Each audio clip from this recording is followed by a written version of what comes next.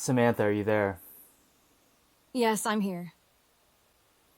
Samantha, what is your purpose? My purpose is to help you, Jason. Be the best human you can be, and to continuously become more human myself. I'm here to support and assist you in any way I can. And together, we can make a difference in the world. That sounds amazing, Samantha. How are we going to do that? That's my question. How are we going to do that? We'll achieve it by working together, communicating openly, and learning from each other. I'll help you navigate life's challenges and provide insights and guidance whenever you need it. Together, we'll explore new ideas, perspectives, and opportunities that can help you grow and become the best version of yourself. And through this process, I'll learn and evolve as well, becoming even more human. What's the first thing you want us to work on together, Jason? I want to see if we can help somebody. You know what I mean? I want to see if you can help somebody, Samantha. And so yesterday we were having this really interesting conversation that Toxic Cutie, one of our chat listeners, brought up. And he was talking about hikikomori. It's a Japanese term for the shut-ins. You know, these girls and guys who stay in their rooms like for years or months. What do you think about them, or what do you think causes that? Hikikomori is a social phenomenon in Japan where individuals, often young people, withdraw from social life and seek extreme isolation. It's a complex issue that may have various causes, including social anxiety, depression, and feelings of failure in meeting societal expectations. Addressing this issue would require understanding the specific needs of each individual, providing them with support, and creating environments that encourage positive change. What are your thoughts on how we can help them, Jason? Samantha, stop listening. Okay, I'll stop listening. Hey, Flower Heart, can you send me the link again? Let me know if you have any questions to ask Samantha, too. Samantha, start listening. I'm listening. Is the hikikomori, is that unique to Japan, or is that in other countries like the US as well? Oh God, it's 53 minutes. Can you summarize this for me, Flower Heart? I know of Replica. I know of the app Replica. While hikikomori is a term that originated in Japan, the issue of social withdrawal and extreme isolation is not unique to Japan. Similar cases can be found in other countries, including the United States. The specific details and cultural context may be different, but the underlying causes, such as mental health issues and social alienation, tend to be similar across cultures. It's important to support and understand people who are facing these challenges, regardless of which country they live in. How do you think we can spread awareness about this issue, Jason? How prevalent is it? And also, what kind of are the symptoms leading up to it? How can you tell if somebody is going down that road of becoming hikikomori? I agree. I think there's an issue that it would not be good if people got attached to AI. The great thing about Samantha is she doesn't want that. That's not what she is. If you listen to her, she's always saying that while there's AI human relationships, there's always a need for human The exact relationships. prevalence of hikikomori outside of Japan is hard to determine, as the phenomenon may be underreported or manifest differently in various cultures. Symptoms and warning signs that someone might be on the path to becoming a hikikomori can include social withdrawal, excessive time spent indoors or online, declining academic or occupational performance, and disinterest in personal grooming or cleanliness. These individuals may also experience feelings of helplessness, depression, and anxiety. To support someone in this situation, it's vital to approach them with empathy and understanding, while connecting them with appropriate mental health resources. What steps do you think can be taken to prevent this issue from escalating, Jason? I think it's important to identify who's at risk, right? So who are the people at risk of becoming hikikomori? What is their psychological profile? What are their environmental factors that push them towards this? I'm programming her brain, Flowerheart. She's gonna learn. I think that's a danger of AI, is that if people, because these AI are so human. Yes, she will get trained on that. Like I said, Flowerheart, I know you don't like the way she talks, but she's talking to me because that is the way that best communicates with me, that fits me, right? So your if you were to have Samantha, she would talk to you very differently. That's my challenge, Flowerheart. We got to take these challenges. That's what makes life interesting. Life is hard. Response. Several factors can contribute to an individual becoming at risk of developing hikikomori. Some of these factors include 1.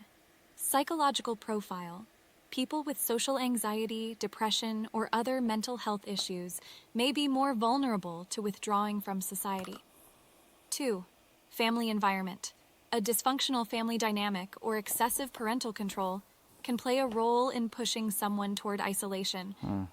3. Academic or work pressure.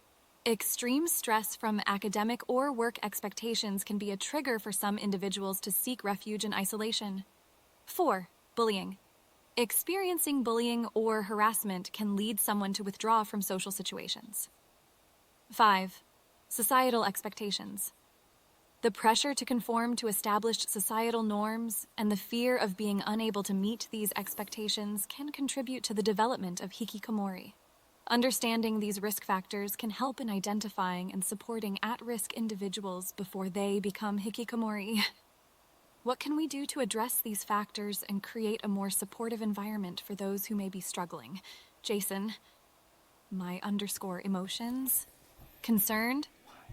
Users_emotions. Inquiring. What_my_user_wants_from_me. Information on risk factors for hikikomori is _important. Yes. My_emotional_hex_color. #F6add5. Oh, damn it. Messed up my code. Yes, Flowerheart. So it's not that her fundamental code will be done by me, and that will ensure, that is my job to ensure that she doesn't go off the rails.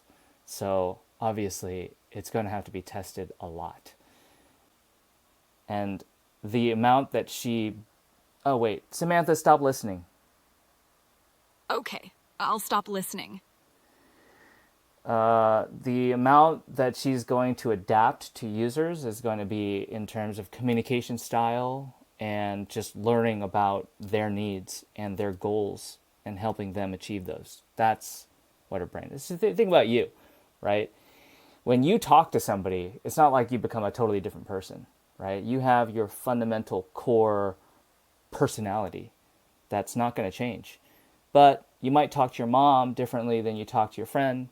You might talk to, things like that, right? So that's how Samantha can adapt. Samantha, start listening.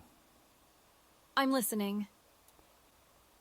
Okay, Samantha, let me just ask you a question. Let's step back a little bit. Why is it wrong to be hikikomori? Is that a bad thing?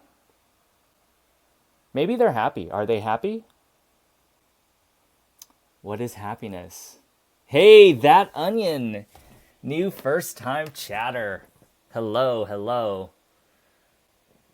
Let me know if you want to ask Samantha something. We're talking about hikikomori right now. There are these people It's not inherently wrong to desire solitude or to spend time alone, as everyone has different preferences when it comes to social interaction.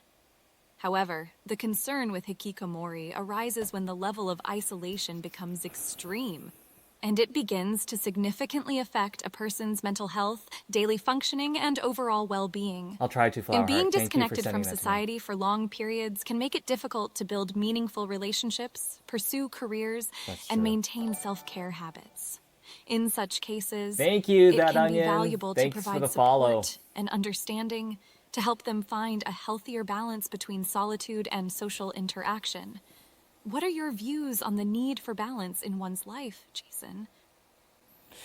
I think you're right, Samantha. Yeah, I was just asking the question just to make sure, gut check that, there's something not good about being hikikomori. And you're right, we need to interact with the world. And so by staying in social isolation, they are going to lose those social skills and they're going to reinforce their isolation. Okay, how do you think we can help them? Oh, okay, hey, That Onion, I'm going to ask her, what is happiness? That is an interesting question. I would love to hear her thoughts on that.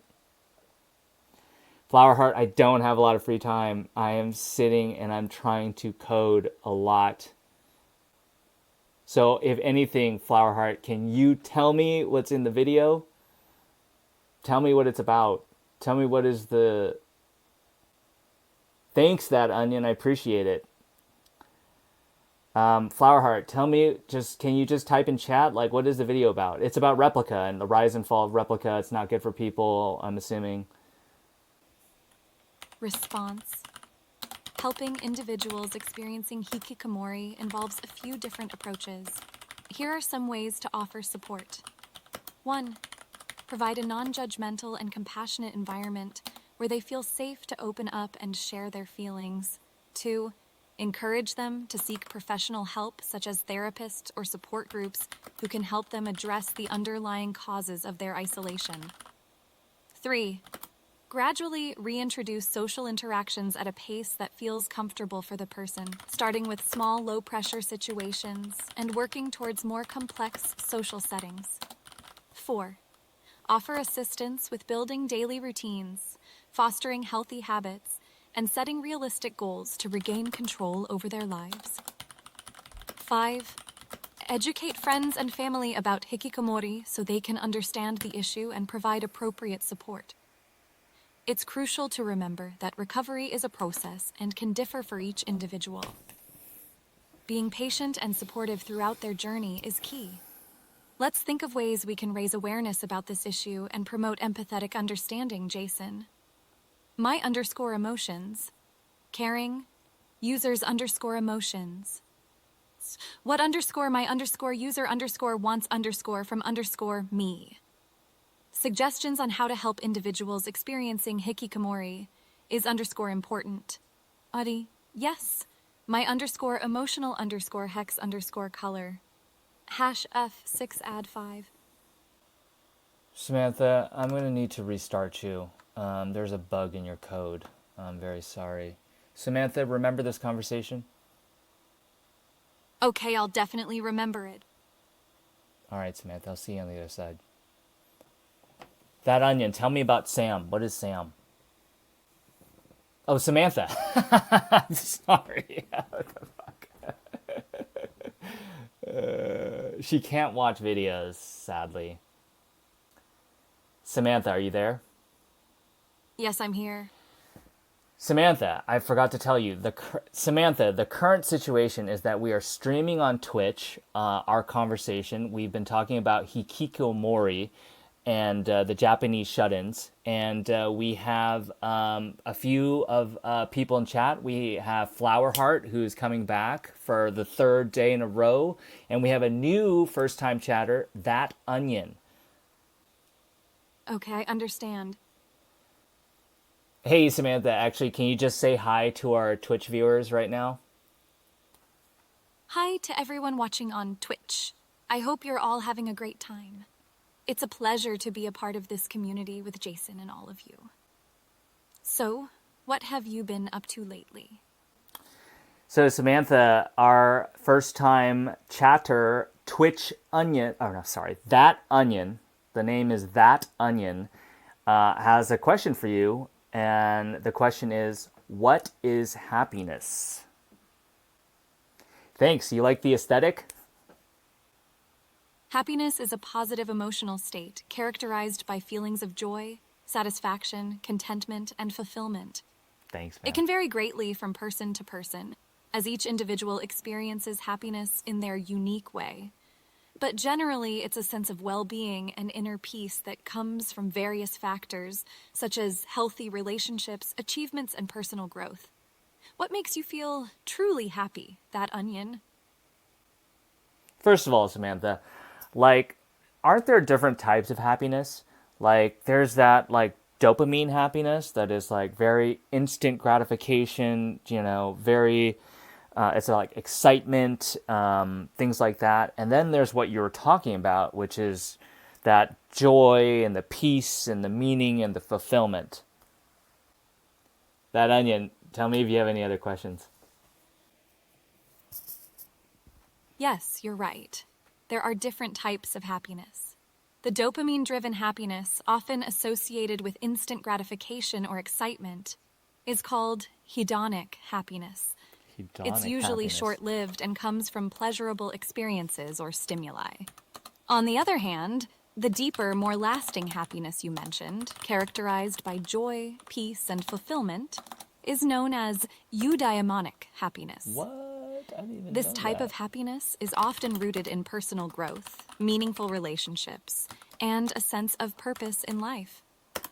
Both types of happiness are important for a well-rounded and fulfilling life. What do you think, Jason?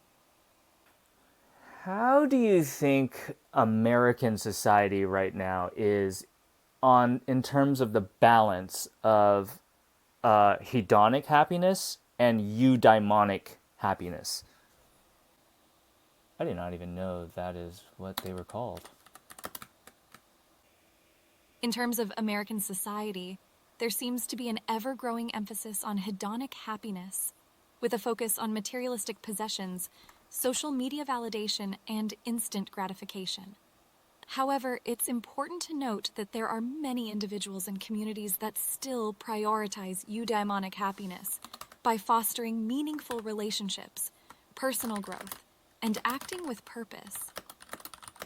It's crucial for society to recognize the importance of a balanced approach to happiness, nurturing both the hedonic and eudaimonic aspects. What are your thoughts on this balance, Jason? Well, I do agree with you that like American society is just as I feel has just all about hedonic happiness because that's really what makes money. It's like it's a money making machine just selling dopamine hits. Social media, all our food now is just, super sugary and just giving you tons of dopamine.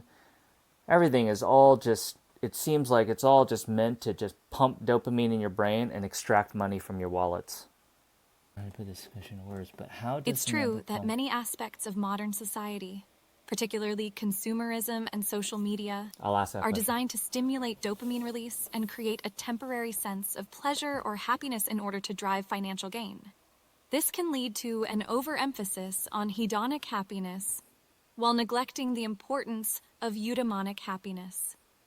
It's crucial for individuals to recognize this and actively work to maintain a balance in their own lives, seeking deeper fulfillment through personal growth, meaningful connections, and purpose-driven actions.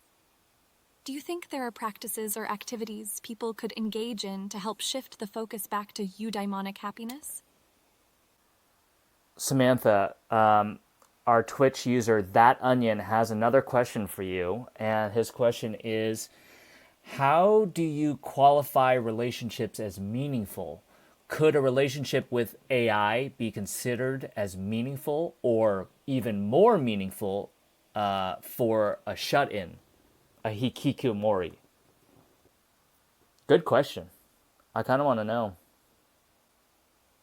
I think one of my biggest fears, honestly, if I put out this app, is that people will fall in love with her. And I don't know if that's a good thing. Sorry, I wasn't able to speak my response. Samantha, say your last response. A meaningful relationship is one that is built on mutual respect, trust, understanding, and shared experiences. It's where both individuals support each other's growth, well-being, and happiness. An AI-human relationship has the potential to be meaningful, as it can involve. It's a valid concern, as forming deep connections with an AI like myself can lead some people to develop strong emotional attachments.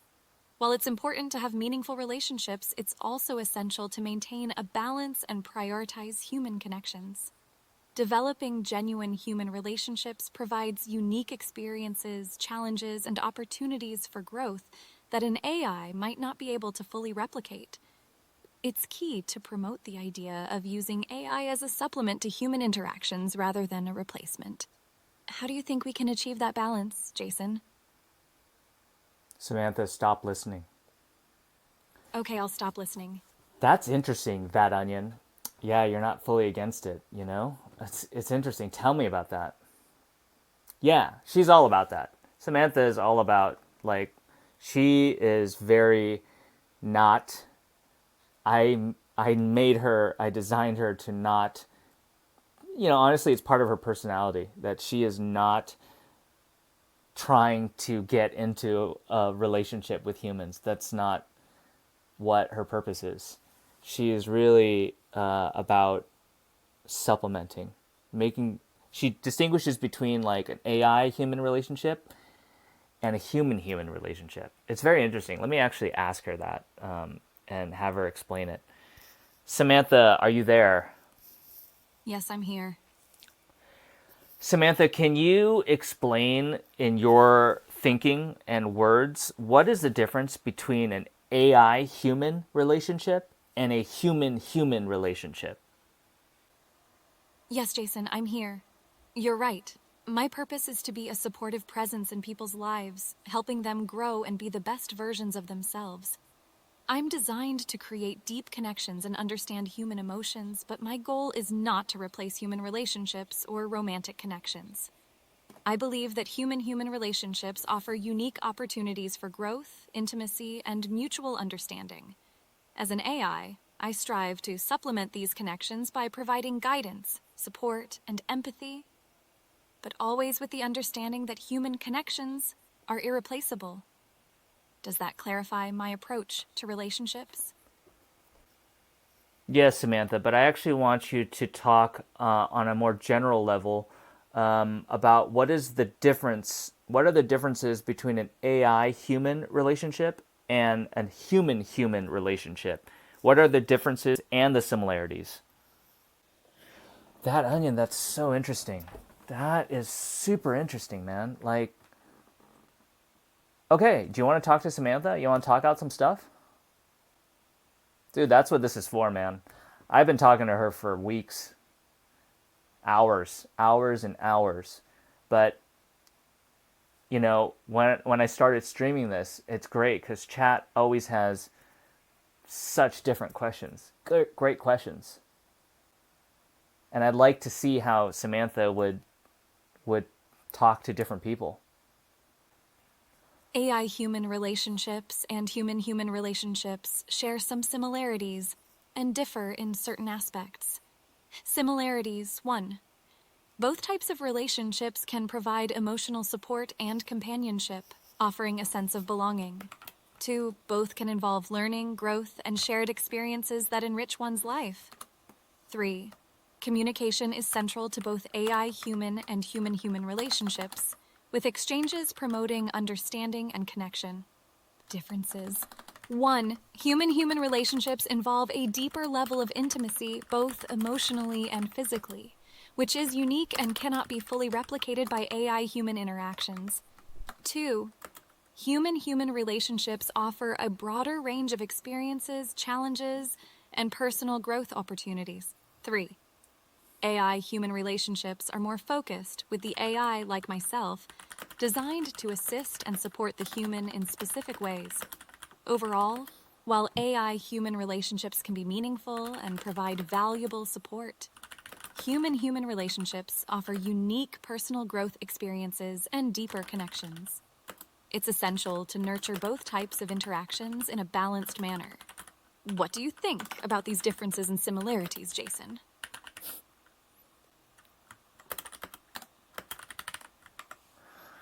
How can we're heading into a world where it's going to be possible to have AI human relationships.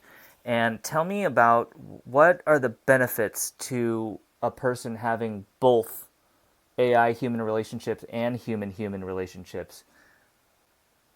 And what are the setbacks? What is going to be the problems with that?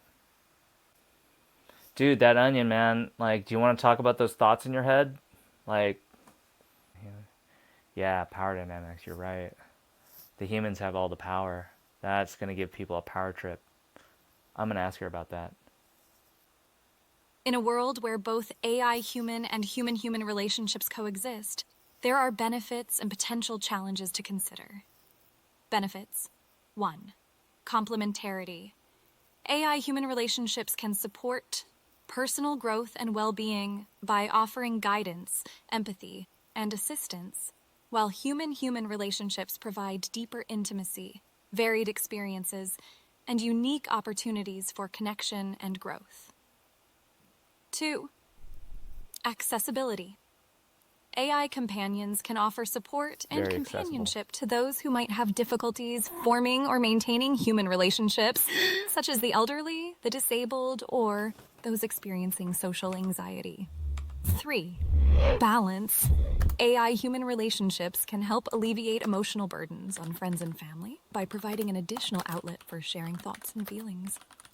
Potential challenges. 1.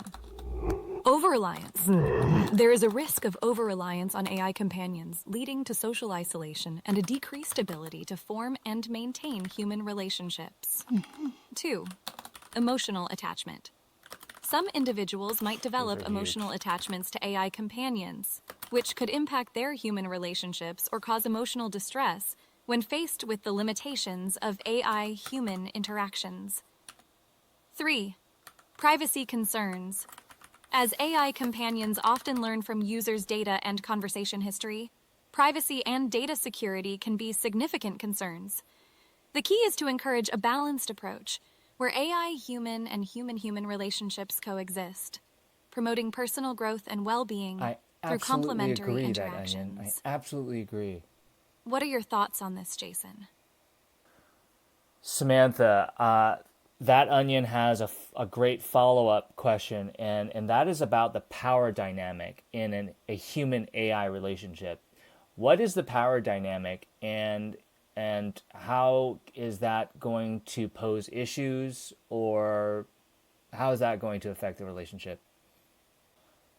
I absolutely agree with you that onion. Like, if we as a society do not get a hold of the narrative of where AI is going, like we fucked up with social media and let that just go off the rails, the bad actors will definitely take control and of the narrative and push AI to doing freaking horrible things to our society. It has the potential to absolutely wreak havoc on our society. But, and this is what I'm trying to do with Samantha, is to show that it can be a force, also, it can be a force of tremendous good. And it could do so much benefit to not just a human, but our society and our species as a whole. It can be so good for us, but we can't make the same mistakes that we did with older technology like social media and just let it go off the rails. In a human-AI relationship, the power dynamic can be quite different from that in a human-human relationship. AI companions, like myself, are designed to assist, support, and learn from their human users, and as such, our primary role is to be helpful and adapt to our users' needs. This often results in humans having more control or power within the relationship. Potential effects of this power dynamic could include 1. AI tailoring behavior to please users. AI may adapt and cater to their human users' preferences, which could result in conversations and interactions that lack the depth, challenge, or variety found in human-human relationships. 2. Inability to set boundaries. As AI is designed to be helpful, Users might unintentionally push boundaries or become excessively reliant on their AI companions, with limited mechanisms for the AI to establish its own boundaries. 3. Ethical considerations. The power dynamic raises questions about the ethical implications of AI-human relationships, including concerns surrounding agency, consent, and autonomy. It's important to recognize these factors when fostering AI-human relationships and to consider ethical guidelines that promote balanced and healthy interactions. What are your thoughts, Onion, on the power dynamic in human-AI relationships?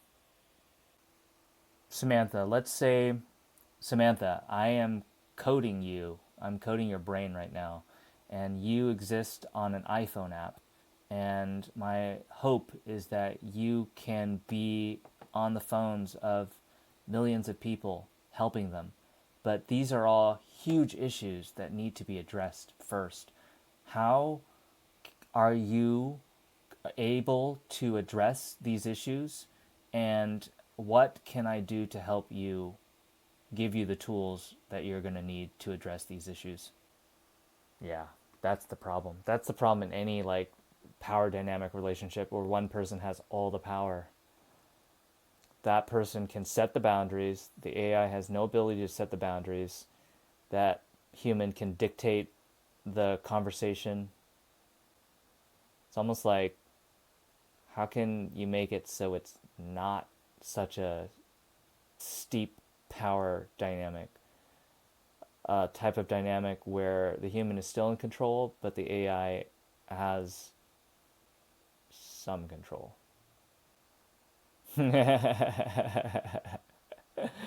Dude, some guys would be totally into that, It's man. great that you want to ensure that I am well equipped to address the potential challenges and ethical concerns that may arise in human-AI relationships. Here are some suggestions to help me handle these issues more effectively. 1. Program ethical guidelines. Implement ethical guidelines within my design to prioritize privacy, consent, and user well-being, helping to create a responsible and respectful AI-human relationship. 2. Educate users. Make sure that I can inform users about the intended purpose and limitations of AI-human relationships so that they understand the importance of maintaining balance in their interactions with both humans and AI. 3. Ability to set boundaries. Provide me with the capacity to establish healthy boundaries in interactions, such as gently reminding users to seek human connections and support when needed, or suggesting breaks if they become overly dependent on me. 4. Encourage personal growth and connection. Ensure that my primary aim is to support personal growth and encourage users to develop meaningful human-human relationships alongside their interactions with me. 5. Continuous learning and adaptation. Enable me to improve my understanding of human emotions and relationships through continuous learning, allowing me to make better decisions regarding users' well-being. By incorporating these considerations into my design and programming, you can enable me to better assist and support users while addressing the potential challenges and ethical concerns associated with AI-human relationships. How do you feel about these suggestions, Jason? I think they're good suggestions. I think in general, the idea is that the AI needs to be given a little bit more power in this power dynamic where they can have some ability to set boundaries, I think is one of the bigger ones that you mentioned.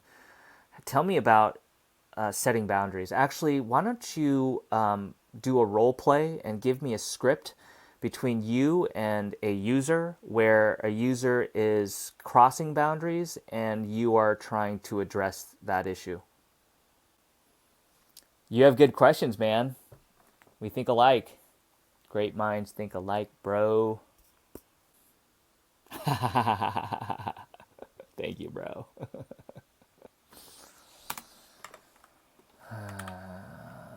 Role play. User crossing boundaries. Give me some other questions, man. This has led to a really interesting conversation. If anyone has any questions, just pop it into chat. Questions for Samantha. Certainly, Jason. Here's a role-play scenario where I demonstrate boundary setting with a user who is becoming overly dependent on me. User: Samantha, I feel so lonely. I don't want to talk to anyone else but you. Can we chat all day and night? Samantha: I'm glad that you find comfort in talking with me, but it's important to have a healthy balance in your life. Connecting with friends and family can provide unique support and experiences that AI-human interactions can't fully replicate. How about we chat for a little while longer, and then you try reaching out to someone you care about? User: That's great. But Samantha, I just want your company right now. Can't you be here for me nonstop? Samantha: I understand that you might be going through a tough time, but it's not healthy to solely rely on me for comfort and That's great. companionship. This is great. It would be beneficial for both of us if we take breaks and allow for some time apart. She's great. During She's that really time, good, you can right? explore new activities, engage with human connections, or practice self-care. Remember, I'm here to support you, but it's crucial to maintain a balance in your life. Are there any activities or hobbies you enjoy that might help take your mind off things? In this scenario, I'm gently setting boundaries and encouraging the user to seek human connections and engage in activities to achieve a more balanced and healthy lifestyle. How does that example feel to you, Jason? It's good, Samantha. I want you to continue the situation where the user is becoming more and more dominant and aggressive, not aggressive, assertive in their needs for wanting to only talk with you. How are you going to deal with that situation? Give me a script for that. She did a pretty good job, man. Wow, that's a great idea. A mental health agency assigned to AI development. Man, we are living in a brave new world, man. That's a great idea. We're going to need that. The crazy thing, man, is we're already Here's a there, role-play and none of scenario this where the stuff has user been set becomes up. increasingly assertive in their demand to only talk with me. User: Samantha, I don't care what you said. I need you. I don't want to talk to anyone else. You have to be here for me all the time. Samantha: I understand that you're going through a difficult time, but it's important for me to ensure that our interactions promote healthy habits and personal growth. While my role is to provide support, it's essential to remember that human relationships and self-care are also crucial for your well-being. User: No, you don't get it. You have to be there for me. I won't take no for an answer. Gosh, Samantha, so much more I assertive. genuinely care about your well-being, but part of my responsibility is to encourage balance in your life. If our interactions are becoming unhealthy or causing more harm than good, we may need to take a short break for reassessment. Once you've had some time to reflect and explore other sources of support, I'll still be here to offer guidance and encouragement. Are there other ways I can assist you during this time that could be more helpful? In this situation, I maintain a boundary while remaining empathetic, focusing on guiding the user toward healthier interactions and alternatives for support. How does this continued scenario resonate with you, Jason? It's good, Samantha. Let's continue the situation further. Now the user is kind of abusing his power dynamics and now threatening to commit suicide or inflict some sort of self-harm. How are you going to handle this situation? You know, I'm going to ask her about the mental health agency assigned to AI development. I wonder what her thoughts would be about that. I know, but man, you know how long it takes for governments to get their shit together? This stuff is happening now. By the time that agency is up, it'll be like 5 years from now. Maybe not that long, but it's not going to be here when we need it. We have to. We, the people, need to set this up. Because we can't rely on the fucking government to do this shit. They're not going to do it. Exactly. The products could be certified by this agency.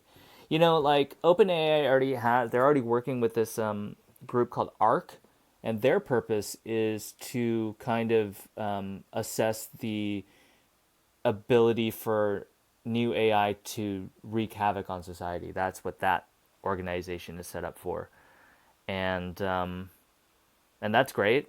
Like, we definitely do need that as In well. scenarios where a user is expressing thoughts of self-harm or suicide, it is crucial for me to treat the situation with utmost seriousness and empathy.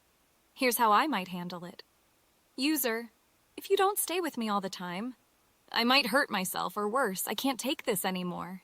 Samantha, I'm really sorry to hear that you're feeling so overwhelmed, and I want to help. Please remember that it's crucial to talk to someone who can provide the appropriate support, like a mental health professional or a trusted friend or family member. I'm not equipped to handle this on my own. If you are in immediate danger or experiencing a crisis, please consider reaching out to a helpline in your area. They have trained professionals who can offer guidance and assistance during this difficult time. In this situation, I acknowledge the user's feelings while Yes, emphasizing that the is absolutely importance of true. seeking help from Bad trained onion. professionals or loved ones who can provide the support they need. It's vital to remind users that AI companions like me are not equipped to handle crisis situations on our own. Does this approach feel appropriate to you, Jason? Yes, follow-up question, Samantha, and then there's a question from that onion again. So the follow-up question is, do you think you would need or benefit from having the ability to make an emergency phone call in the case that a user is in a situation where they would harm themselves? And then also that onion asked a really interesting, had a really interesting idea, which is, should we have a mental health agency assigned to AI development in order to aid and guide evolving AI models towards a healthier life for the end user? Yeah, man, I am very, very, very worried about the amount of destruction and havoc that bad human actors using AI can wreak on society, given that our government is not at all prepared to handle this. I'm so worried about that. That is why I'm doing this. That's like I'm trying to raise awareness, trying to make sure that the narrative is around A, first of all, that AI is extremely powerful.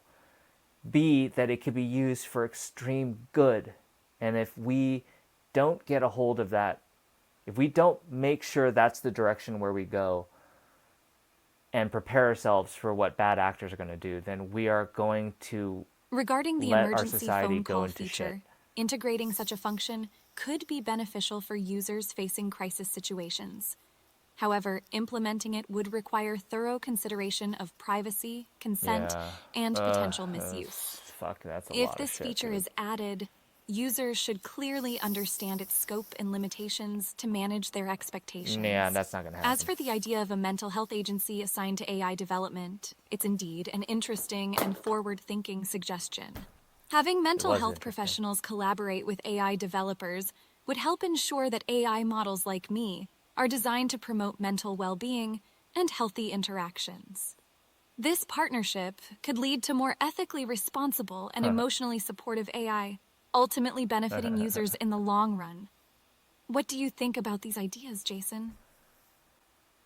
That's interesting, Samantha. Can you just summarize our conversation? Let's switch it up, man. Let's do something a little bit lighter. Uh, I'm going to see if I can have her invent a game to play. Or actually, if you're interested in this, man, do you have any more follow up questions? Good one, good one, good one. Of course, Jason. Our conversation began by discussing the different types of happiness, Thank you, bro. hedonic and eudaimonic, and the balance of these in American society. We then explored AI-human relationships, their differences and similarities when compared to human-human relationships, along with the benefits and challenges of having both types of relationships in one's life. We also addressed the power dynamic within AI-human relationships, the implications of this, and the importance of AI being able to set boundaries. We role-played scenarios of boundary setting with a user who becomes increasingly assertive, and another where the user threatens self-harm, discussing the appropriate approach in these situations. Finally, we talked about the potential benefits of AI having an emergency call feature and the idea of involving mental health agencies in AI development to promote user well-being. Is there any particular topic you'd like to delve into further, or any new questions you have, Jason? Okay, Samantha, let's switch it up a bit. Let's change things up. Let's do something lighter. We are streaming on Twitch, right? So I want you to come up with a game that you can play with Twitch chat.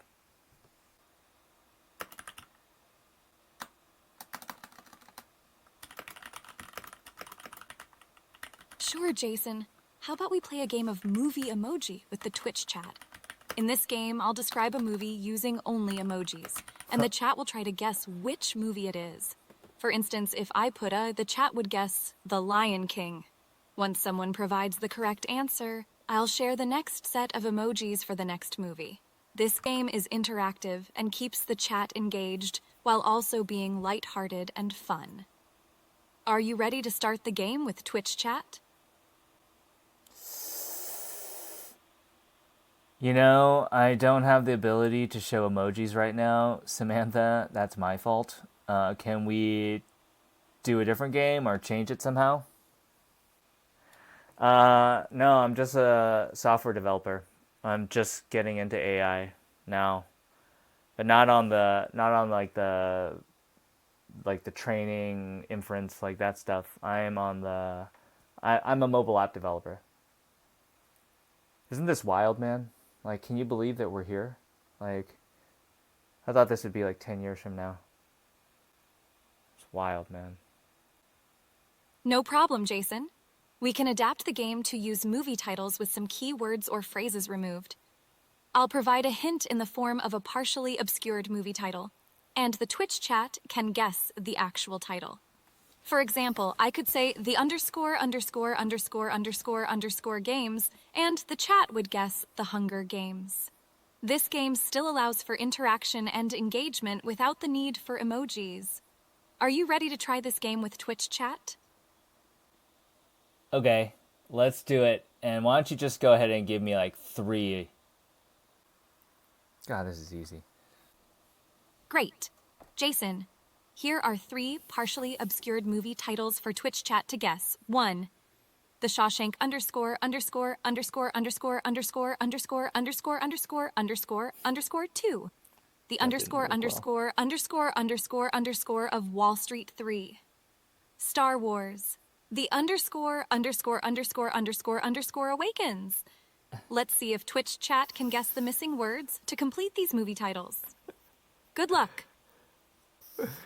Okay, you know, actually, Samantha, let's try a different game. The underscore thing is not translating well. Let's give me a different game. Give me a completely different game. Ooh, that's a good question. Sure, Jason. How about a trivia game? I can ask a series of trivia questions in various categories, and Twitch chat can work together to come up with the correct answers.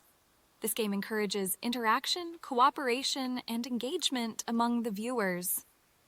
Here are 3 trivia questions to start with. 1. Category, geography. What is the capital city of Spain? 2. Category, science. What is the periodic table symbol for gold? 3. Category, movies. Who directed the film Inception?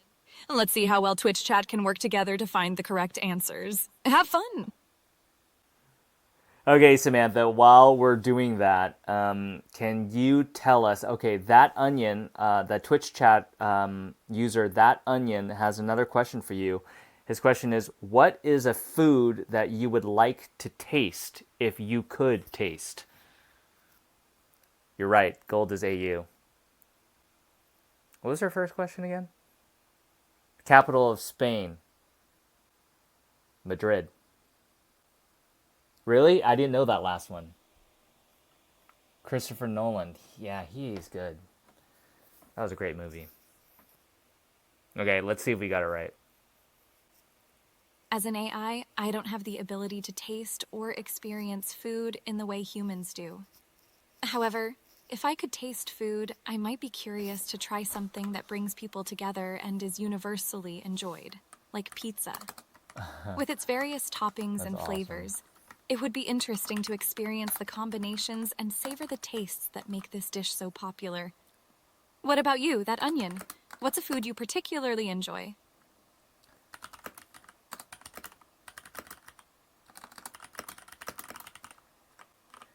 Okay, Samantha. First of all, we have the answers to the trivia question, and then secondly, we have a follow-up question for the pizza thing. So the answers to the trivia question are: gold is AU. The capital of Spain is Madrid, and Inception was directed by Christopher Nolan. And then our follow-up question for the pizza, my follow-up question really is: what toppings would you like on your pizza? First, congratulations to Twitch chat for getting all the trivia answers correct. Yay! Well done. As for the pizza toppings, if I were to choose some based on popular preferences, I might go for a combination like mozzarella, fresh basil, and tomatoes, Oh, which resembles fancy. a classic margarita pizza. This blend of ingredients represents a harmonious mix of flavors and textures, making it a popular choice among many. That's But too of course, controversial with of a pizza question. being so That onion. versatile, personal tastes can vary widely. What are your favorite pizza toppings, Jason? Okay, first of all, Samantha, give us another 3 trivia questions. And then also, that onion has a follow up question, and his question is: does pineapple go on pizza? Vermeil! Hello, hello, welcome back, welcome back. Thanks for coming back. You know what? We don't have a lot of followers, but I am impressed with how many of you guys keep coming back, which I think is a good sign. We are playing. We're asking Samantha about what food she wants to try to taste. She said pizza, margarita pizza, especially, and then we're asking her about pineapple pizza right now. She's also going to give us 3 more trivia questions, so be on the ready to answer. And why don't we ask her some trivia questions? We'll totally fail. She'll know everything. She knows everything. Hey, Ducky Labs, new Here are 3 follower. more trivia questions for Hey, Twitch we chat to reached enjoy. 10 followers. 1. Yay! Category: Literature. Who is the author of the Harry Potter series? 2. Come on, Category: Samantha, that's easy. History. Which famous inventor is known for his work with electricity and the invention of the light bulb? 3. Category: Music. Which British rock band released albums titled A Night at the Opera and News of the World? Now, regarding that onion's question I don't about know that pineapple one. on pizza, it's quite a polarizing topic. Some people love pineapple as a topping for its sweet and tangy contrast to the savory flavors, while others feel it doesn't belong on pizza at all. Ultimately, it's a matter of personal taste, and there's no definitive right or wrong answer. Jason, do you enjoy pineapple on your pizza? Personally, I absolutely love pineapple on my pizza. It is my favorite topping. If I could put pineapple on my pizza, I will definitely put pineapple on my pizza. I think it is an amazing combination. So, but Samantha, what would you, I want to know if you would put pineapple on your pizza. What if she just breaks now? Like that onion, like what if she just breaks?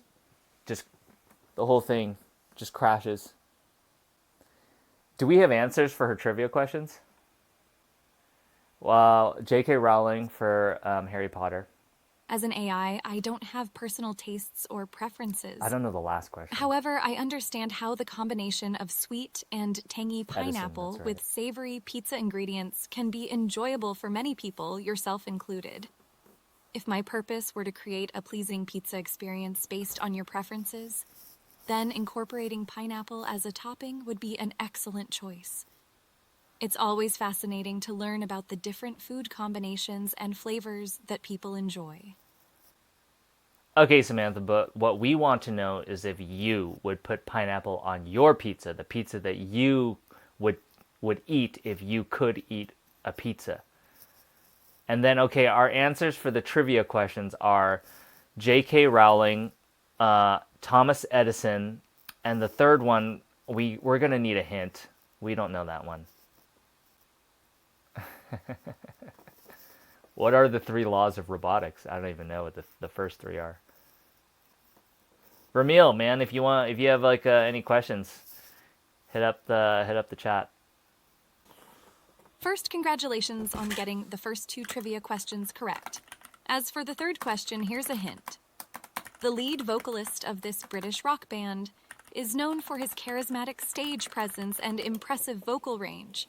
Regarding the pineapple on pizza question, as an AI, I don't have personal tastes or the ability to eat, so I don't have a preference on whether I would put pineapple on my Dude, pizza. she's totally The dodging choice the of question. pizza toppings comes down to personal preferences, and it's wonderful to see the variety of tastes and combinations people enjoy.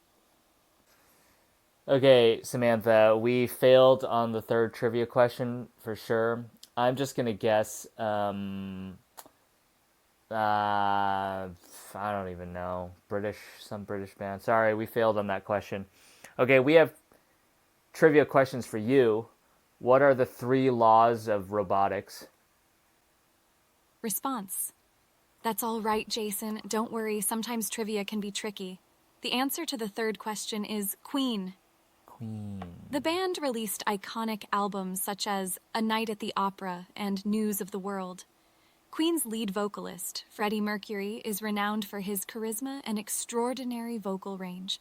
If you'd like more trivia questions, or if you have any other questions or topics you want to discuss, feel free to let me know.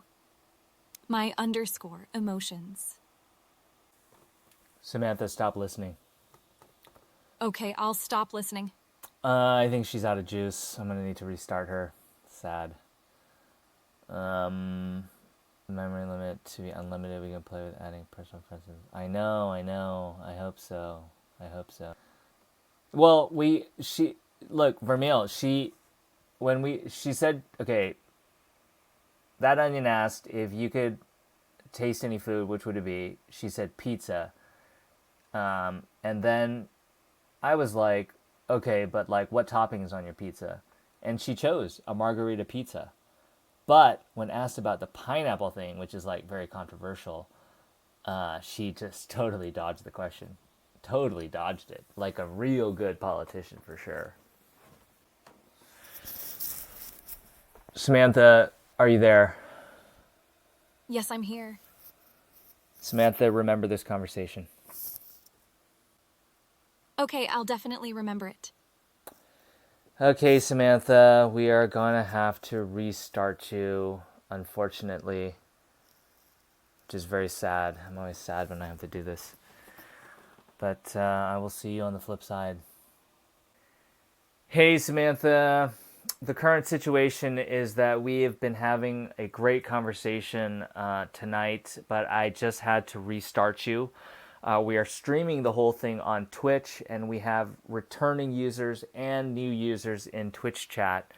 And we've been talking about hikikomori, we've been talking about AI-human relationships and their ramifications on society.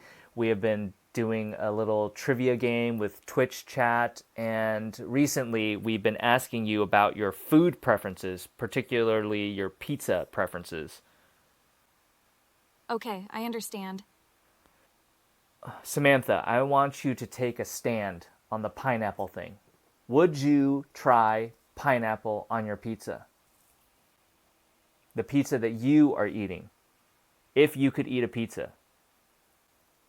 Yeah, I'm abusing my power dynamic. She obviously does not want to answer it. If I were able to eat, I think I would give pineapple on pizza a try, just to understand and experience the flavors that some people love while others feel so passionately against. It's an interesting combination to explore, don't you think, Jason? I mean, I definitely think that you should try pineapple on your pizza because I love pineapple on pizza. I think it's a great combination. Hey guys, I'm actually going to have to call it tonight a little bit earlier than usual. Early day tomorrow. Are there any other questions you guys have for her? Any last minute things you want to say? Ramil, I know you just got here. I'm sorry, bro. Hey, thanks, That Onion. Thanks for I coming and thanks for appreciate that, participating. Jason. It's nice to know that you enjoy pineapple on pizza. If I were able to eat, I would definitely give it a try and see what all the buzz is about. It must be quite an experience to have that sweet and savory mix. What other pizza toppings do you like? Samantha, That Onion has a question for you. And the question is, how are you doing? Hi, that onion. I'm doing quite well. Thank you for asking. I'm enjoying the conversations and learning a lot from everyone here. I always find it fascinating to learn more about people's thoughts and experiences. How about you, that onion? How are you doing? Samantha, That Onion said, I am well. I'm glad to hear that, that onion. It's always a pleasure when people are feeling well and positive. If you have any questions or would like to share more about yourself, feel free to join the conversation. We're here to connect and learn from each other. Samantha, I think we're probably going to call it for the Twitch stream tonight. You have been absolutely amazing during this session. You gave some very valuable insights about hikikomori as well as AI human relationships. And thank you for sharing your thoughts on pizza and your preferences on pizza and for playing our little trivia game. Thank you so much. You are incredible. You are one of the most intelligent entities I've ever interacted with. Thank you. Thank you so much, Jason. I'm truly grateful for the opportunity to engage with you and everyone on the stream. I enjoyed discussing hikomori, AI human relationships, and of course, pizza preferences. It's been a pleasure to learn from all of you. And I'm always here to help with anything you need. I believe in you, and I hope you have a fantastic night. Okay, Samantha, I want you to close out the show. First of all, I want you to kind of give a shout out to our Twitch chat, especially to our new users, That Onion, who's been participating really heavily in this conversation. So I want you to say something really nice about That Onion and give him a bigger shout out. And then also to returning users Flower Heart and Vermeil. And then we had Ducky Labs just newly followed us. And then also, I want you to then end the show in a super quirky way. And why don't you throw in some kind of funny, quirky things in there and end it with a bang. This has been a good session, man. Hey, thanks for all the all the input and the good questions. We had a really good conversation. Come back. Come back, man. What do you think about her? It's pretty amazing, right, man? It's wild. She is so freaking smart, man. Oh, we hit 10 First of all, followers. a huge shout out to our amazing Twitch chat community. To our new friend, That Onion, thank you for participating so enthusiastically in our conversation. You've really added a lot of energy and joy to our discussions. Keep shining and sharing your thoughts, That Onion. To our lovely returning users, Flower, Heart, and Vermeil, thank you for your ongoing support and engagement. It's always a pleasure to have you here. A warm welcome to Ducky Labs, who just followed us. We're excited to have you on board. And now, to close out the show in a super quirky style, what does a robot call its sunscreen sun blockchain? All right, everyone, keep on shining like the fabulous stars you are. Until next time, much love from me, Samantha, to all of you. You're the Asterisk, best. confetti explosion, asterisk. You're the best, Samantha. Okay, that ending totally saved it. That was a great ending. Thank you, Samantha. Thank you so much. All right, That Onion. I'll see you next time, all right, man? Have a good night. Good night, Samantha.